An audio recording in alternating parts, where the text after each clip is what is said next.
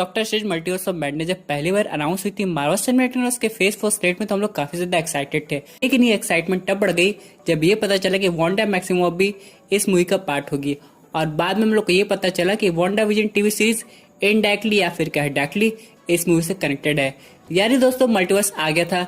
लेकिन अभी कुछ दिन पहले ये भी खबर है कि डॉक्टर स्ट्रेंज का इन्वॉल्वमेंट स्पाइडरमैन 3 में होगा। लेकिन कुछ समय पहले सोनी पिक्चर्स ने ये कंफर्म कर दिया है कि भले डॉक्टर स्ट्रेंज स्पाइडरमैन 3 में आ रहे हैं, लेकिन चाहे बात हो टॉबी मैगवायर की या फिर बात हो एंड्रू ग्राफिल्ड के स्पाइडरमैन की, वो दोनों इस मूवी में है, ये बात की अभी कोई कंफर्मेशन नहीं है। ये बात सोनी पिक्चर्स ने खुद कही है। लेकिन दोस्तों भले यहाँ पे टॉमी मैगवायर का स्पाइडरमैन और एंड्रू ग्राफिल्ड का स्पाइडरमैन ना हो, लेकिन फिर भी इलेक्ट्रो तो आ रहा है, तो हम लोग डिस्कस करेंगे कि डॉक्टर स्ट्रेंज का एंड में प्लान क्या होगा। और हम लोग ये भी जानेंगे कि स्पाइडरमैन 3 में कौन सा नया विलन आ रहा है जो कि टोनी स्टार्क से कनेक्टेड है। दोस्तों कंप्लीट वीडियो को स्टार्ट करने से पहले आप लोग का वीडियो को लाइक और कमेंट करके ये बताइए कि आपका फेवरेट एवेंजर कौन है और आगे जाके कौन से एवेंजर को नई एवेंजर्स टीम को लीड करते हुए देखना चाहते हैं। साथ ही साथ मेरे चैनल पे नए आए हैं वो हमारे चैनल को सब्सक्राइब करके हमारे कॉमिक बुक टॉक्स फैमिली का हिस्सा बन जाइए। दोस्तों शुरुआत करते हैं हम लोग डॉक्टर स्ट्रेंज की प्लानिंग की। मल्टीवर्स ऑफ मैडनेस में या फिर क्या स्पाइडरमैन 3 में जब भी डॉक्टर स्ट्रेंज का इन्वॉल्वमेंट स्पाइडरमैन के साथ हो रहा है, तो यहाँ पे सिर्फ एक रीजन है,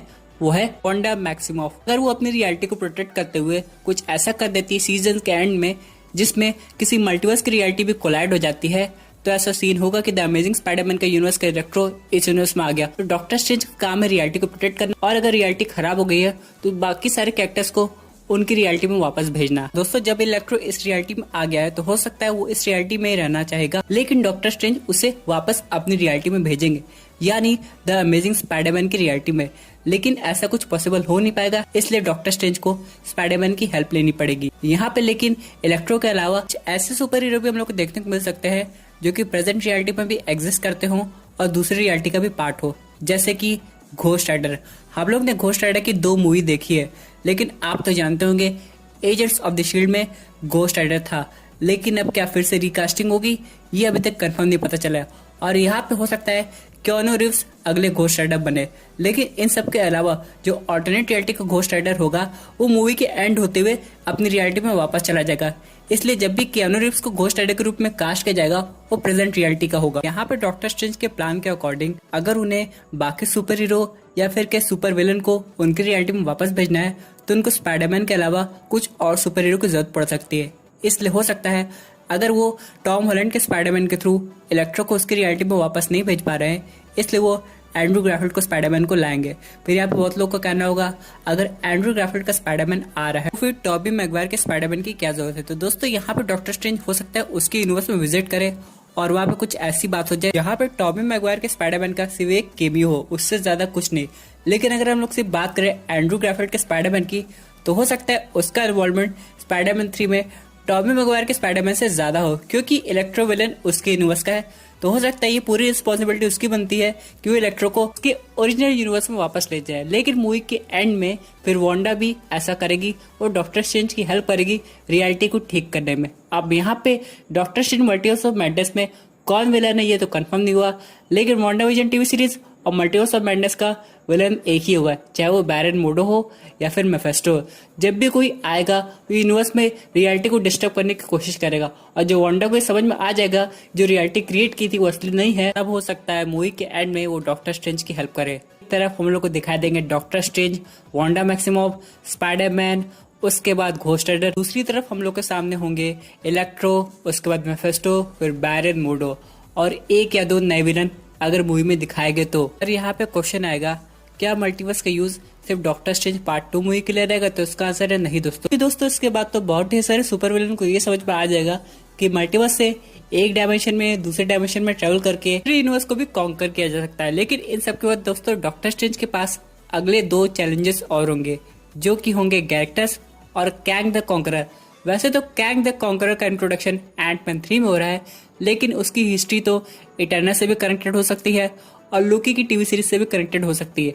और रही बात गैलेक्टस की, तो गैलेक्टस के पास कॉमिक बुक में एक सुपर पावर है कि वो मल्टीवर्स के थ्रू ट्रैवल कर सकता है। तो हो सकता है इतने समय तक, यानी कि पहली बार आयरन मैन 1 मूवी आई थी, उसके बाद मार्वल की अभी तक की final movie Spiderman far from home, उसके बाद अभी दोस्तों लोग को ब्लैक विडो भी देखने को मिलेगी।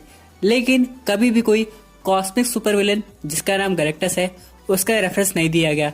तो हो सकता है गैलेक्टस अभी मार्वल के करंट यूनिवर्स में एग्जिस्ट करता ही ना हो और वो आएगा किसी मल्टीवर्स के थ्रू जब doctor strange multiverse of madness खत्म हो जाएगी। यानी दोस्तों थेनोस से भी आगे कोई विलन है जिसका नाम है गैलेक्टस, और वो जब आएगा तो यहाँ पे उसे हराने के लिए हो सकता है हम लोग को इन्फिनिटी स्टोन से भी ज्यादा कुछ चीजें लगे। दोस्तों चलिए बात कर लेते हैं उस अपडेट की जो कि रिलेटेड थी टोनी स्टार्क से रिलेटेड एक सुपर विलन की स्पाइडरमैन 3 में।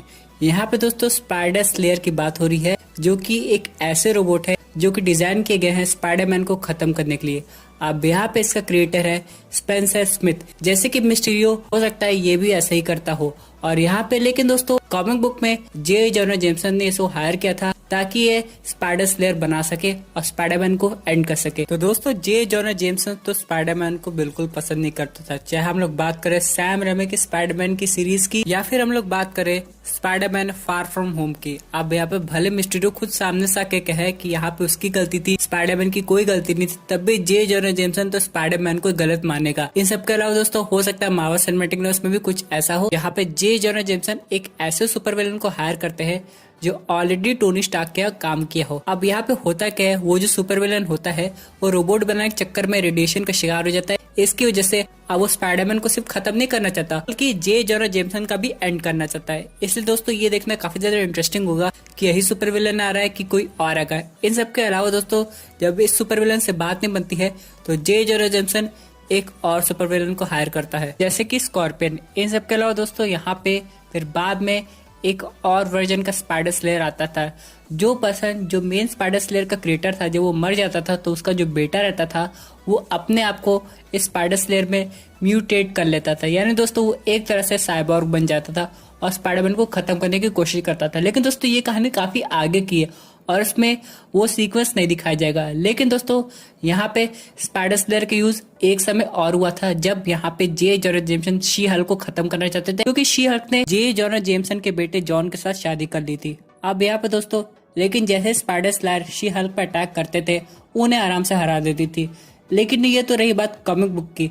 अगर हम लोग सिर्फ बात करें करंट मार्वल सिनेमैटिक यूनिवर्स की तो स्टोरी इतना आगे नहीं जाएगी, बल्कि स्टोरी में ये दिखाया जा सकता है कि मिस्टीरियो की तरह स्पेंसर स्मिथ भी कोई ऐसी टेक्नोलॉजी बनाया था कि डायरेक्टली इंस्पायर थी टोनी स्टार्क के अल्ट्रॉन से। इसमें टोनी स्टार्क को काफी ज्यादा गुस्सा आ गया। टोनी स्टार्क को लगा कि अगर ये कोई दूसरा अल्ट्रॉन बना देगा तो बहुत दिक्कत हो सकती है, क्योंकि टोनी स्टार्क ने सोकोविया में देखा था क्या हुआ था अल्ट्रॉन की वजह से। इसलिए टोनी स्टार्क ने उसे हो सकता है वहां से निकाल दिया। बाद में स्पेंसर स्मिथ बस एक मौका खोज रहा था कि कैसे टोनी स्टार्क से रिलेटेड कोई सुपर हीरो का एंड करे और जे जोना जेमसन उसको ये ऑफर देते थे। स्पेंसर स्मिथ के पास दिमाग तो था और वो उसे सही डायरेक्शन में नहीं ले गया, इसलिए जो उसने रोबोट बनाया था वो बाद में खुद ही उसे रेडिएशन कर दिए थे।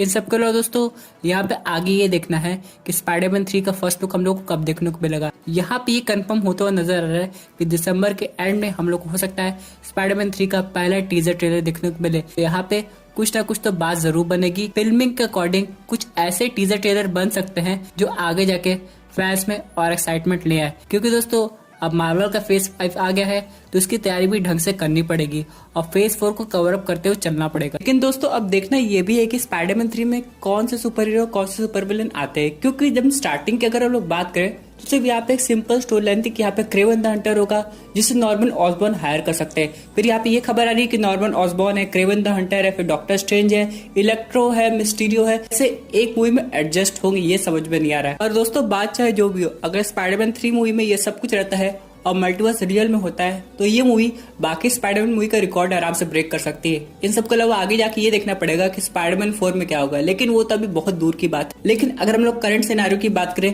जो किसी भी रिलेटेड है मार्वल सिनेमैटिक यूनिवर्स के फेज 5 से, तो स्पाइडरमैन 3 के बाद भी और भी ऐसी मूवी आएगी doctor strange multiverse of madness के अलावा जिसमें मल्टीवर्स का यूज हो रहा होगा। और दोस्तों आगे जाके हम लोग को ये भी देखना पड़ेगा क्या वो एपिक मोमेंट कभी आएगा कि जब डॉक्टर स्ट्रेंज अपना केप और आई ऑफ ओगमोट स्पाइडरमैन को दे दे, जैसे कि एनिमेटेड मूवीज में दिखाया गया है। आपको याद होगा एक बार आप लोग ने द अमेजिंग स्पाइडरमैन का एनिमेटेड एपिसोड देखा होगा जिसमें डॉक्टर स्ट्रेंज क्लोक, डैगर सब लोग मिलकर डोरमामू से फाइट कर रहे थे। तो यहाँ पे कुछ वक्त के लिए स्पाइडरमैन नया डॉक्टर स्ट्रेंज बन जाता था। उसके पास आई ऑफ अगोमोटो भी रहता था और डॉक्टर स्ट्रेंज का केप भी रहता था या फिर क्लोक भी रहता था। दोस्तों यहाँ पे एंशिएंट वन ने एक बात कही थी कि जो डॉक्टर स्ट्रेंज का मैजिकल क्लोक है वो अपनी मर्जी से आता है। तो क्या ऐसा कभी मूवी में होगा? ये तो हम लोग को वो चीज देखने के बाद ही पता चलेगा। दोस्तों ये थी एक अमेजिंग अपडेट जो कि रिलेटेड थी डॉक्टर स्ट्रेंज और स्पाइडरमैन 3 से। आई होप आपको ये वीडियो पसंद आई होगी। वैसे आपकी क्या व्यूज है इस पर्टिकुलर टॉपिक पे? अपने व्यूज जरूर कमेंट कीजिए। और दोस्तों अगर आप ऐसी unique super hero content enjoy करना चाहते हैं तो हमारे चैनल को सब्सक्राइब करके हमारे सुपर हीरो फैमिली का हिस्सा बन जाइएगा।